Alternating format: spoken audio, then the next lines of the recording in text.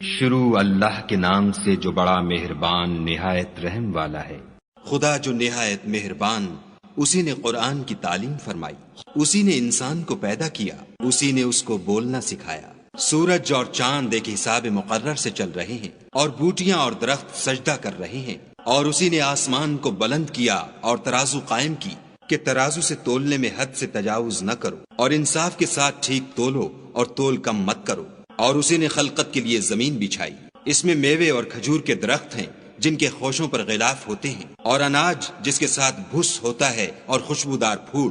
تو اے گروہ جن و انس، تم اپنے پروردگار کی کون کون سی نعمت کو جھٹلاؤ گے؟ اسی نے انسان کو ٹھیکرے کی طرح کھنکھناتی مٹی سے بنایا اور جنات کو آگ کے شعلے سے پیدا کیا۔ تو تم اپنے پروردگار کی کون کون سی نعمت کو جھٹلاؤ گے؟ وہی دونوں مشرقوں اور دونوں مغربوں کا مالک ہے۔ تو تم اپنے پروردگار کی کون کون سی نعمت کو جھٹلاؤ گے؟ اسی نے دو دریا رواں کیے جو آپس میں ملتے ہیں، دونوں میں ایک آڑ ہے کہ اس سے تجاوز نہیں کر سکتے۔ تو تم اپنے پروردگار کی کون کون سی نعمت کو جھٹلاؤ گے؟ دونوں دریاؤں سے موتی اور مونگے نکلتے ہیں۔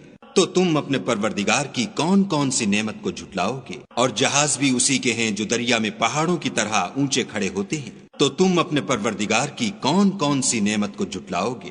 جو مخلوق زمین پر ہے سب کو فنا ہونا ہے، اور تمہارے پروردگار ہی کی ذات بابرکت جو صاحب جلال و عظمت ہے باقی رہے گی۔ تو تم اپنے پروردگار کی کون کون سی نعمت کو جھٹلاؤ گے؟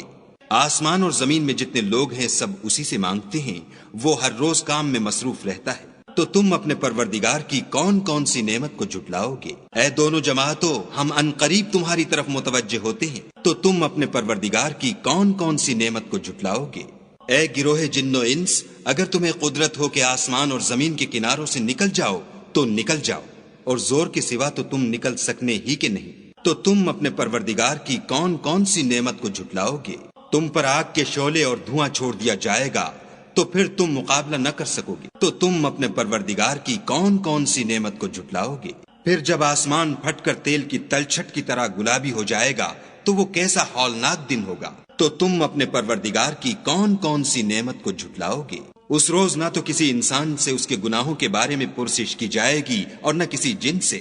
تو تم اپنے پروردگار کی کون کون سی نعمت کو جھٹلاؤ گے؟ گنہگار اپنے چہرے ہی سے پہچان لیے جائیں گے تو پیشانی کے بالوں اور پاؤں سے پکڑ لیے جائیں گے۔ تو تم اپنے پروردگار کی کون کون سی نعمت کو جھٹلاؤ گے؟ یہی وہ جہنم ہے جسے گنہگار لوگ جھٹلاتے تھے، وہ دوزخ اور کھولتے ہوئے گرم پانی کے درمیان گھومتے پھریں گے۔ تو تم اپنے پروردگار کی کون کون سی نعمت کو جھٹلاؤ گے؟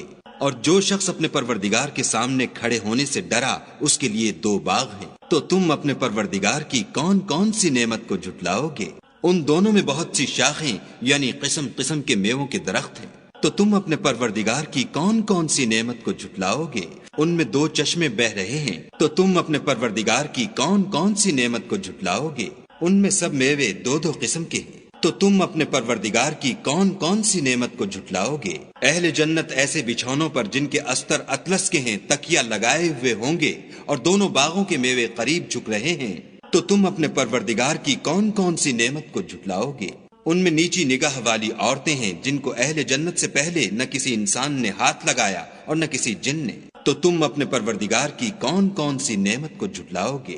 گویا وہ یاقوت اور مرجان ہیں۔ تو تم اپنے پروردگار کی کون کون سی نعمت کو جھٹلاؤ گے؟ نیکی کا بدلہ نیکی کے سوا کچھ نہیں ہے۔ تو تم اپنے پروردگار کی کون کون سی نعمت کو جھٹلاؤ گے؟